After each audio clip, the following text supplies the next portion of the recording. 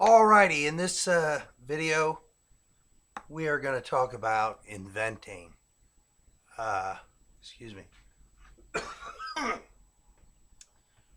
which is something I do know something about because I've been an inventor all my life, and I love inventing because I love things. I love things more than people. I love cats more than people, so that's a pretty low bar.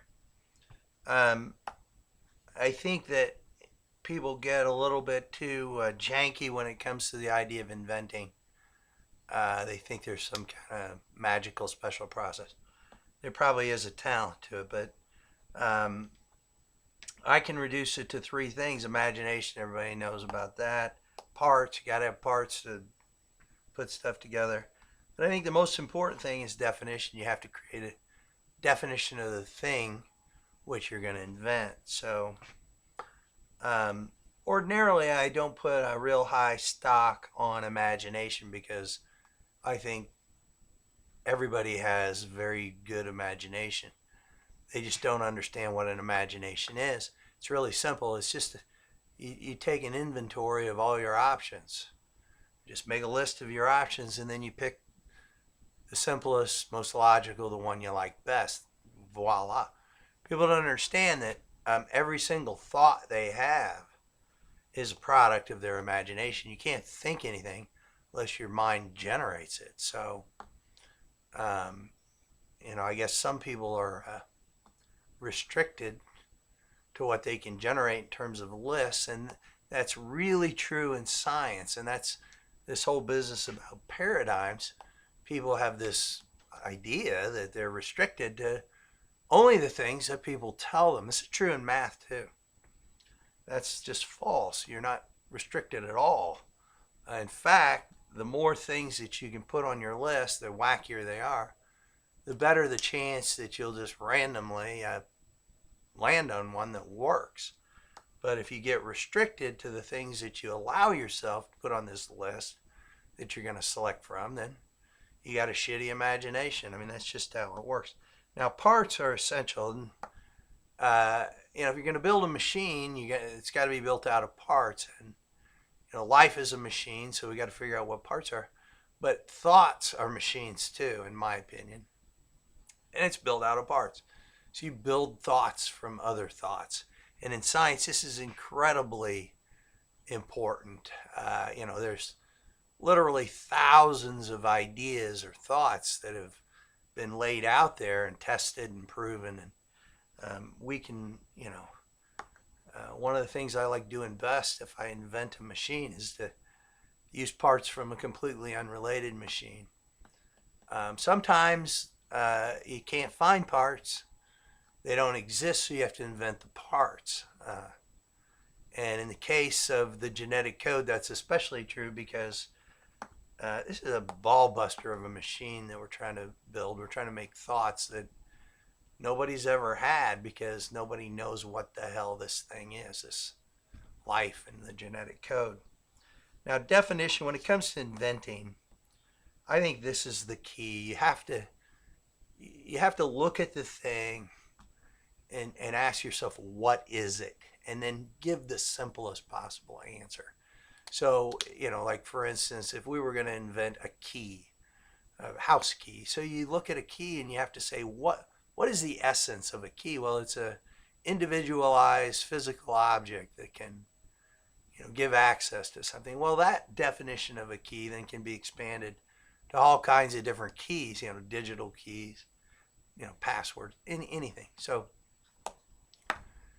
whatever it is you're trying to invent, you need to define it. You need to simplify it to the greatest degree possible, and then try and use the fewest parts to accomplish whatever it is that you're trying to accomplish. So that's inventing in general. In this case, what we're trying to invent is a paradigm or a collection of thoughts about the genetic code. So the genetic code is the language of life. We all agree on that. That's already been defined, so we're going to accept that one. So then we need to ask ourselves, what is life? Well, nobody really has a definition for that. And I think that that's a hindrance. when it comes to trying to define the language of life. So what I've done is I've got a belief system, and I've embedded it in my definition for life. I've said that life is the physical manifestation of the logic of the universe. This is a lot different than most definitions for life, but it's a lot more abstract. But I think it is logical and defensible. I mean, we know certain things about life. It exists. It exists here on Earth. It's not a magical, superstitious thing. It had to arise out of some process that the universe puts forth, and therefore, it's built of atoms. They're physical manifestations of this. Okay, so then when we go to the concept of a genetic code, then we can say it's the mathematical language of life, which gets us back to this idea that science, philosophy, logic, and math are all interrelated. So if there is this logic in the universe that leads to a physical manifestation, then there must be a language that is mathematical and logical that compounds on that logic. So I think that past attempts at defining life and the genetic code suffer from the fact that they're too small. I think they're too narrowly focused on details. I think they need to be bigger and more abstract if we really want to get to the heart of it, if we want to be able to drill down and create the fewest number of parts. So, for instance, with this paradigm of a linear, simple recipe, they focused on protein synthesis because that's where their interests lay. We'll go into detail more about the process that they went through that led them to this. But I think that's wrong. I think protein synthesis is just a small part of life. There's other parts of life that need to be addressed as well. And I think that we need to start with the biggest view, which is that life is real. It's a real manifestation of a physical process here on Earth, and it's composed of atoms. So if we look at life in general, we can say that it's composed of a set of atoms. And so without life, these atoms would be doing different things. They wouldn't be doing what they're doing. So life has logically caused these atoms to do what they're doing. So the genetic code must explain all of these atoms collectively. And then when we get into these more specific details, if you start talking about individual organisms, individual processes, I think those need to build on that idea. So for instance, the big problem with life is it's just impossible. Mathematically speaking, it's doing these things that are impossible.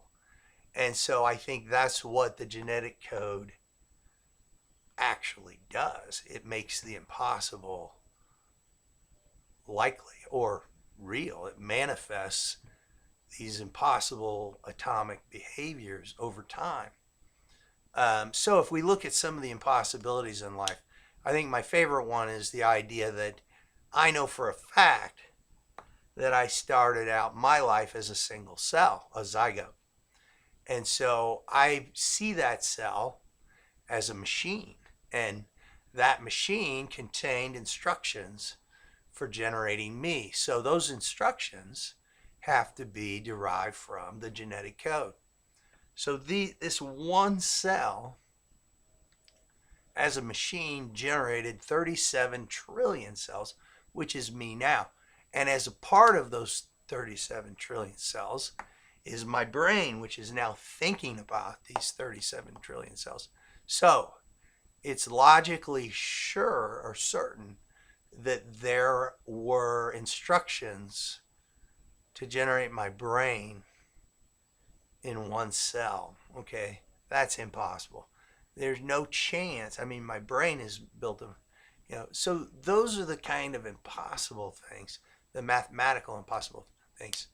So then if we move up the chain to more specific things in proteins, if you watch these molecules in your mind's eye that transfer the information in DNA to protein, what these molecules are doing are impossible. The behavior is highly, highly improbable. See, that's what the genetic code does.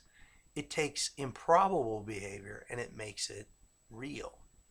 So we need to start thinking in terms of mathematical ways, languages, ways that these things can be generated that do these impossible things, that take all the atoms on the earth that aren't alive and then create life, that take one cell and turn it into 37 trillion cells, that take DNA and turn it into protein.